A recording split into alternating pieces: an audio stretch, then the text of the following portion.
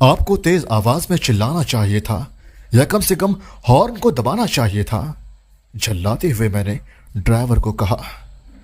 शाम की हवा नम और सर्द तो थी, लेकिन इसमें कॉर्बेट नेशनल पार्क की खुशबू का सुखद एहसास भी था। मैं ऐसा बिल्कुल नहीं कर सकता था सर। हमें जंगल में हॉर्न की अनुमति नहीं है। सामने वाली जीप मोड़ पार कर चुकी थी। वैसे भी वो यहाँ से लगभग 1 मील दूर निकल चुके थे। उन लोगों तक हॉर्न की आवाज़ पहुंचती ही नहीं। ड्राइवर ने जवाब दिया। उसने इंजन को शुरू करने के लिए चाबी को फिर से घुमाया, पर इंजन चालू नहीं हुआ। शाम की सफारी बिजरानी गेट से 1 घंटे पहले शुरू हुई थी। काफिले में हमारी जीप आखिरी थी और बाकियों से हमारा संपर्क टूट चुका था। नवंबर शुरू होते ही सूरज जल्दी डूब जाता है। ऐसे में शाम ढलने को थी। अब हम बाघों और हाथियों के बीच जंगल में फंसे हुए थे। अब तक पिछली सीट पर बैठे नवविवाहित जोड़ों ने वन्य जीवों में रुचि का कोई संकेत नहीं दिया था। एक दूसरे के हाथों में हाथ डाले हुए वे अपने ही दुनिया में मस्त थे। परंतु जब मैं ड्राइवर पर चिल्लाया तो लड़के ने उत्सुकतावश हमारी तरफ देखना शुरू कर दिया। कुछ हुआ है क्या? क्या जीप स्टार्ट नहीं हो रही है? युवक ने हैरानी से पूछा। हाँ, एक समस्या है, लगता है जीप खराब हो गई है, मैंने उत्तर दिया। ओह, मुझे लगा कि आपने जंगल में कुछ तस्वीरें लेने के लिए जीप रुकवाई है। अब क्या होगा? मदद कब पहुंचेगी? लड़की ने ड्राइवर से प्रश्न किया। वाकई में वह चिंतित दिख रही थी। मैं नहीं जानता मैडम, शाम के लिए यह आखिरी सफारी थी। यह सप्ताह के बीच का दिन है और सप्ताह के बीच में ज़्यादा लोग कॉर्बेट घूमने नहीं आते हैं।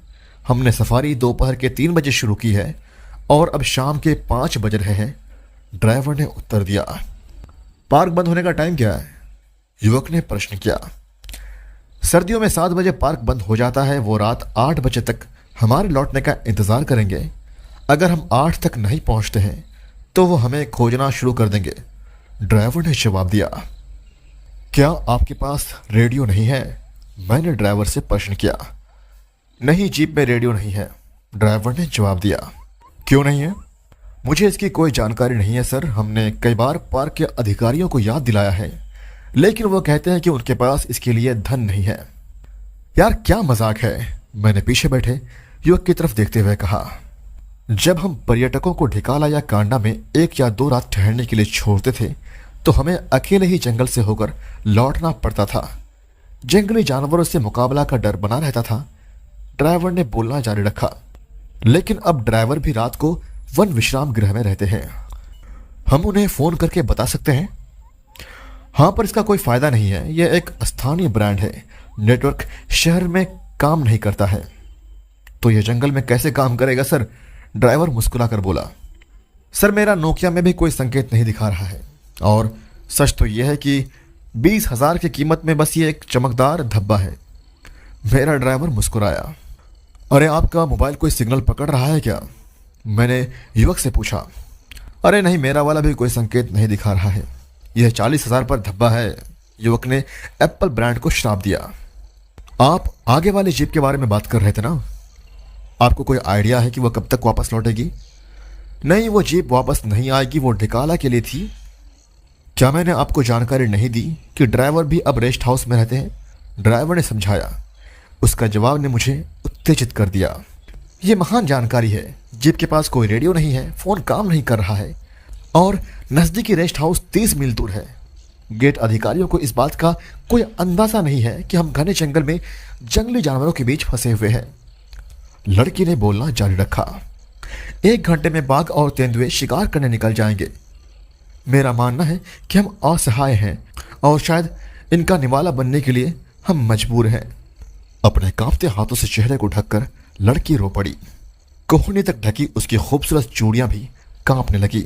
डर की वजह से कुछ पसीने के बूंदे मेरे चेहरे पर भी दिखने लगी। बाघ निश्चित रूप से हमें मार डालेगा। वो हम पर कूद सकता है क्योंकि यह खुला जीप है। युवक ने सर घुमाकर चारों ओर देखा और बोलना जारी रखा। अरे भाई, घबराओ मत, आप लड़की को और ज्यादा नर्वस कर रहे हो, मैंने लड़की की तरफ देखकर कहा। हम दोनों की आंखें मिली और वो हल्का सा मुस्कुराई। आदमखोर से तुम्हारा क्या मतलब है? क्या कॉर्बेट नेशनल पार्क में कोई आदमखोर टाइगर भी है? मुझे विश्वास नहीं होता। मैंने हैरान होकर पूछा। हाँ, एक आदमखोर बाघिन है। मेरा मतलब वो यहाँ नहीं बल्कि कॉर्बेट पार्क के बाहरी इलाकों में है। वह गन्ने की बाघिन के रूप में जानी जाती है, ड्राइवर ने जवाब दिया। मैं देख सकता था कि उसकी आंखें मेरी घबराहट का आनंद ले रही थीं। गन्ने की बाघिन का क्या मतलब है? युवक ने हैरान होकर पूछा। इस बाघिन के शावक थे जिन्हें जंगली कुत्तों ने मार डाला था, लेकिन किसी तरह बाघिन को यकीन हो गया कि यह इंसानों ने किया है। ऐसे हालात में बाघिन इंसानों से काफी नाराज है और अपना गुस्सा उन पर प्रकट कर रही है।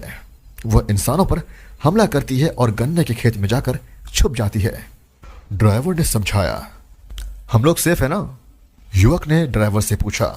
हाँ, हम सेफ है, लेकिन कॉर्बेट की सीमाएं पूर्ण रूप से बाढ़ युक्त नहीं है। ताज़ा खबर के अनुसार बाघिन ढिकुली के निकट देखी गई थी और ढिकुली में कुछ एकांत और अलग थलग इलाके हैं जहां जो असुरक्षित हैं।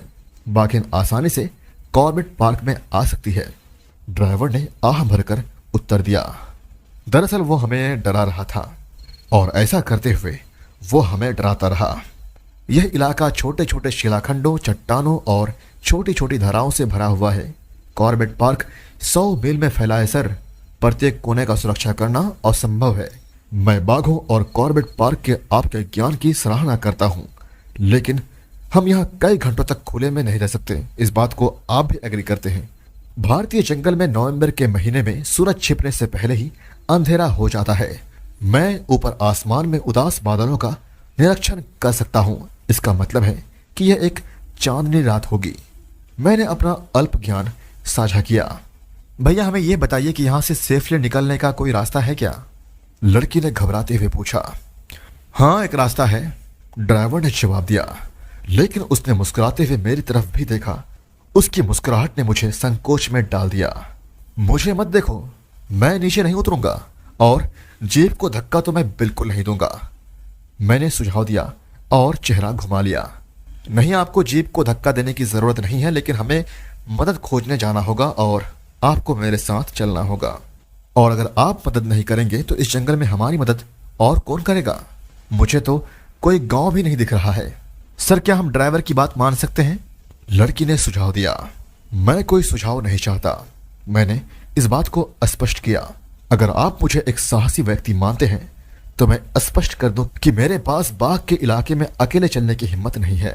अगर आपको लगता है कि मैं जंगल के बीचों बीच निहत्थे चलने के लिए तैयार हूं, तो मैं आपको बता देना चाहता हूं कि मैं एक लेखक हूं। मैंने अपने पेशे को बारीकी से समझाया। सर, मुझे शक है कि झाड़ी में आसपास छुपा बाघ शायद ही आपके पेशे की परवाह करेगा, ड्राइवर ने कहा। मैं उसे देखकर मुस्कुराया। उसे इस संकट की घड़ी में भी मजाक सूझ रहा था। आप बताएंगे कि आप क्या कहना चाहते हैं? लड़की ने बीच में टोक दिया। ठीक है, बताइए, मैंने कहा। यहां से 1 मील दूर एक लोहे का मचान है, पर उससे पहले एक छोटा सा खड्डा है। यदि हम खड्डे से नीचे जाते हैं और फिर खड्डे पर चढ़ते हैं तो हम मचान तक पहुंच सकते हैं। क्या वहां कोई गार्ड है? मैंने एक्साइटेड होकर सवाल किया। हाँ, एक पहरेदार रात भर शिकारियों पर नजर रखता है। उसके पास एक वॉकी टॉकी है, ड्राइवर ने जवाब दिया। क्या हम यहां से चिल्लाकर उसे नहीं बुला सकते? क्या वो हॉर्न की आवाज नहीं सुनेगा? हम उसे टॉर्च भी तो दिखा सकते हैं। नहीं, गड्ढे के कारण उस तक टॉर्च की रोशनी नहीं पहुंचेगी। वह दिशा का पता नहीं लगा पाएगा।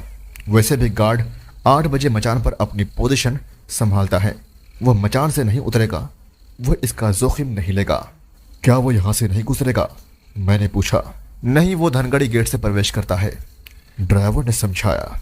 अहम सवाल यह था कि इस काम को कौन वॉलंटियर करेगा। अच्छा, ये बताइए कि अब करना क्या है? मैंने प्रश्न किया। क्या करें? तुम उसके साथ जाओगे? क्या करें? क्या करें मतलब तुम उसके साथ जाओगे? लड़की ने कंधे उचकाते हुए कहा। ड्राइवर ने मुस्कुराते हुए मेरी तरफ देखा। सुपारी के सेवन के कारण मैं उसके लाल दांत देख सकता था। सर, मैं लड़की को जंगल में नहीं छोड़ सकता, आपको ड्राइवर के साथ जाना होगा, युवक ने सुझाव दिया। मैं अकेले नहीं जाऊंगा, ड्राइवर ने जोर दिया। मैं निहत्था हूं और हिरण की तरह असहाय हूं, मैं क्या कर पाऊंगा? मैंने कहा। कम से कम साहस दे सकते हो, मुझे इसकी आवश्यकता पड़ेगी। ड्राइवर ने दंपति की ओर रुख किया और कहना जारी रखा। मैं जीप को प्लास्टिक की चादर से ढक देता हूँ। अगर आपको जीप के पास कोई हाथी या बाघ दिखाई दे तो लाइट जला देना या हॉर्न बजा देना। लेकिन रूल बुक के अनुसार तो यहाँ पर हॉर्न बजाना अलाउ नहीं है। लड़की ने सवाल किया। हाँ, लेकिन तब नहीं जब बाघ आप पर कूदने के लिए तैयार हो, ड्राइवर ने जवाब दिया। उसके जवाब ने लड़के के चेहरे पर मुस्कुराहट ला दी। क्या ये बैटरी को प्रभावित नहीं करेगा? क्या फर्क पड़ता है, शायद ही इसका कोई यूज होगा। अगर कुछ मदद ना भी मिले तो भी हमें सुरक्षित रूप से ले जाने के लिए सुबह एक और जीप होगी। सुबह क्यों? लड़की ने प्रश्न किया। अगर गार्ड ने छुट्टी ले ली तो हमारे पास अब वॉकी टॉकी नहीं होगा। ओह हाँ, ये हो सकता है, लेकिन सबसे पहले हमें मचान तक पहुंचने की जरूरत है, मैंने घबराकर कहा। ड्राइवर मेरी तरफ मुड़ा और कहने लगा, सुनिए सर, आपको मेरे पीछे लाइन बनाकर चलना होगा। मैं टॉर्च लाइट तभी जलाऊंगा जब रास्ता खुरदुरा होगा या गड्ढे में कुछ नहीं दिखाई देगा। अदरवाइज मैं अपनी लकड़ी की छड़ी का उपयोग करूंगा। मैं नहीं चाहता हूं कि किसी बाघ या तेंदुए को टॉर्च की रोशनी दिखाई दे, क्योंकि अगर ऐसा होता है तो जाहिर है उनका ध्यान हमारी तरफ आकर्षित होगा और इसकी जांच करने के लिए वो हमारे नजदीक आ सकते हैं। इसीलिए हमें सतर्क रहने की जरूरत है। मैंने सर हिलाया और सुझावों के सामने आत्मसमर्पण कर दिया। हम दोनों ने जीप को चादर से ढक दिया। ऐसे में दोनों नवविवाहित एक दूसरे के और करीब आ गए। मैं 1 इंच आगे बढ़ते हुए हमने जीवन के सबसे भयानक, असामान्य और चुनौतीपूर्ण मार्ग पर चलना शुरू किया। मैंने बाघ के अचानक होने वाले हमले के लिए बाएं और दाएं देखा। पसीना मेरे माथे से गर्दन पर गिर रहा था। तेंदुए की मुझे चिंता नहीं थी, क्योंकि ड्राइवर के पास एक विश्वसनीय लकड़ी की छड़ी थी और आदमखोर तेंदुए दुर्लभ हैं। हमारे लिए आदमखोर बाघिन चिंता का विषय थी। इलाके में एक आदमखोर बाघिन का ऑपरेशन चल रहा था और बाघिन यहां से मीलों दूर हो सकती थी या फिर एक झाड़ी के पीछे चुपचाप बैठी हो सकती थी। सावधानी से अपने पैर को सूखी टहनी या शाखा पर रखते हुए हमने 1 घंटे में 1000 गज की दूरी तय की। बाघों की सुनने की क्षमता काफी ज्यादा होती है और वे दूर से ही किसी चीज को देख सकते हैं। हम किसी बाघ को एक बार देख पाए, उससे पहले ही वो बाघ हमें 100 बार देख सकता है। सच तो यह है कि बाघ 100 गज की दूरी से सरसराहट की आवाज सुन सकते हैं और रात में बेहतर देख सकते हैं। मैं बाघ की तरह बेहतर नहीं देख सकता था, इसीलिए मुझे नवविवाहित ठीक से नहीं दिखे, लेकिन वे चादर के नीचे सुरक्षित दिखे। सूरज ढल चुका था और अंधेरा घना होने लगा था। अचानक ड्राइवर ने खतरे को भांप लिया। उसने कुछ नहीं कहा और मुझे झाड़ी की ओर देखने का इशारा किया। पीली रोशनी से जड़ी आंखें हमारी ओर देख रही थी। मेरे होंठ सूख गए और पेट में उत्तेजना का दबाव महसूस हुआ। एक आदमखोर जानवर के पास होने से मेरी रीढ़ की हड्डी पूरी तरह से जम चुकी थी। जल्द ही वो मांसाहारी जानवर हम पर हमला करने वाला था। हालांकि मुझे पता था कि एक आदमखोर बाघ बहुत मुश्किल से ही अपने शिकार को सामने से चुनौती देता है। वह शिकार का पीछा करता है और चालाकी से पीछे की ओर से झपट्टा मारता है। क्या मैं पीछे नहीं था? और इस समय मैं पीछे ही था, लेकिन मैं लापरवाह बिल्कुल नहीं था और हम जानते थे कि सामने आदमखोर हो सकता है। हम दोनों लगातार सीधे झाड़ी की ओर देखते रहे। तभी ठंडी हवा ने झाड़ी को हिला दिया और पीली आंखें गायब हो गई। हमने महसूस किया कि यह पीली आंखें वास्तव में जुगनू थी। तनाव कम करने के लिए मैंने एक गहरी सांस ली। हम गड्ढे के किनारे पहुंचे और सावधानी से नीचे उतरने लगे। अंधेरा घना था, परंतु गड्ढा काफी गहरा नहीं था। वह छोटी चट्टानों और शिलाखंडों से युक्त था, जिनकी ऊंचाई 3 फीट तक थी। अंधेरे में ड्राइवर तक को देखना मुश्किल था। समतल मैदान कहीं नजर नहीं आ रहा था। एक अवसर पर मैंने चालक को बाह से पकड़ लिया। वह भय से कांपने लगा। उसकी प्रतिक्रिया को देखना मुश्किल था। मुझे यकीन है कि ड्राइवर ने मुझे घृणा से मुड़कर देखा होगा। ऐसे हालात में मैंने निश्चित रूप से उसे परेशान जरूर कर दिया था। गड्ढे के उबड़ खाबड़ इलाके को लांघने के बाद हमें समतल जमीन तक पहुंचने में तकरीबन आधा घंटा लग गया। लोहे के मचान को सामने देखकर मैं बहुत खुश था। मचान 20 गज की दूरी पर था। मैंने ड्राइवर से टॉर्च छीन ली और उसकी रोशनी से मचान पर गार्ड को खोजने लगा। वह मचान पर नहीं दिखा, लेकिन गार्ड आएगा मुझे विश्वास था। ड्राइवर थोड़ा आराम करने के लिए जमीन पर बैठ गया। जहां आदमखोर बाघिन का खतरा हो, वहां जमीन पर बैठने का कोई मतलब नहीं था। इसीलिए मैंने ड्राइवर को टॉर्च की रोशनी दिखाई और उसे खड़े होने का इशारा किया। उसने कोई जवाब नहीं दिया। मैंने टॉर्च को इधर उधर घुमाया और सूखे गन्ने के खेत की तरफ देखा। वह घास से भरा एक छोटा सा मैदान था। वो हमसे कुछ ही गज की दूरी पर था। हो सकता है कि कॉर्बेट पार्क में पहले ग्रामीण रहते थे, लेकिन जब वो पार्क से रिलोकेट कर दिए गए तब वे गन्ने के खेत ऐसे के वैसे रह गए। और ये सब बातें मैं मन ही मन सोच रहा था। तभी मैदान में थोड़ी सी सरसराहट ने मेरा ध्यान खींचा। घबराकर मैंने पूरे मैदान में टॉर्च की रोशनी घुमाई। टॉर्च लाइट के बीम में मैंने गन्ने के खेत से भारी सिर वाले बाघ को निकलते देखा। बाघ ने टॉर्च की रोशनी में मेरा घबराए हुए चेहरा को देखा। जब मनुष्य दौड़ते हैं तो बाघ की प्रतिक्रिया जंगली कुत्ते की तरह हो जाती है। जब इंसान दौड़ते हैं तो बाघ भी दौड़ना शुरू कर देते हैं और वे उनका पीछा करते हैं, क्योंकि उनका इंस्टिंक्ट उन्हें यही कहता है। एक साधारण बाघ इंसानों को देखकर रास्ता बदल लेता है और पीछे हट जाता है, लेकिन हम साधारण बाघ को नहीं देख रहे थे। यह एक आदमखोर बाघिन थी और वह वापस कदम रखने के मूड में नहीं थी। टॉर्च की रोशनी में मेरे घबराए चेहरे को देखकर ड्राइवर ने भी खेत की तरफ देखा। उसे देखते ही वह ड्राइवर वहीं जम गया, मानो उसके पैरों तले जमीन खिसक गई। क्योंकि मैं मचान के नजदीक खड़ा था, मैं तुरंत मचान की तरफ दौड़ा, लेकिन ड्राइवर को भागने का मौका नहीं मिला। एक बाघ कितना फुर्तीला हो सकता है, यह देखने के लिए उसे दौड़ते हुए देखना चाहिए। बाघिन ने जबरदस्त छलांग लगाई। मेरे कांपते हाथों से टॉर्च नीचे गिर गई। मैं कुछ ही सेकंड में लोहे के मचान के ऊपर चढ़ गया। बाघिन ने दौड़ लगाते हुए मेरी तरफ भी देखा। बाघिन को ड्राइवर को हथियाने में कुछ ही सेकंड लगे। उसने अपने पावरफुल जबड़ों से तुरंत ही ड्राइवर की गर्दन को मोड़ दिया। यह सब इतना जल्दी हुआ कि मुझे कुछ भी समझ नहीं आ रहा था। ड्राइवर केवल एक ही बार चीख सका और बाघिन ने उसकी जान ले ली। उसके बाद बाघिन ने घूरकर मचान की तरफ देखा।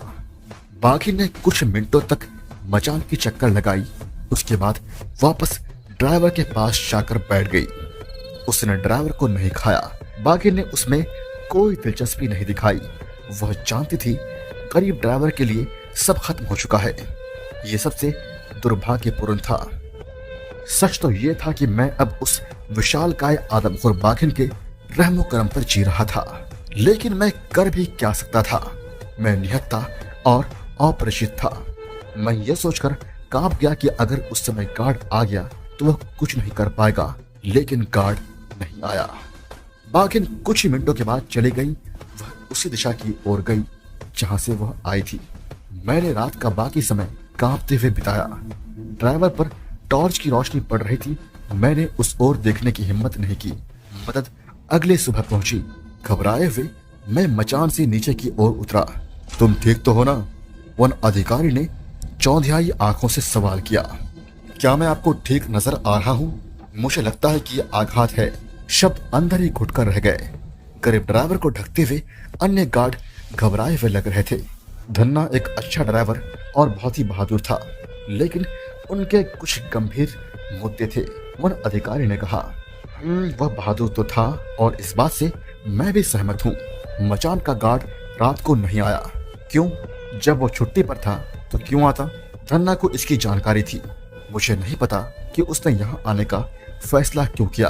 दूसरे वन अधिकारी ने कहा, क्या उसे यह बात मालूम था कि गार्ड वहां नहीं आएगा?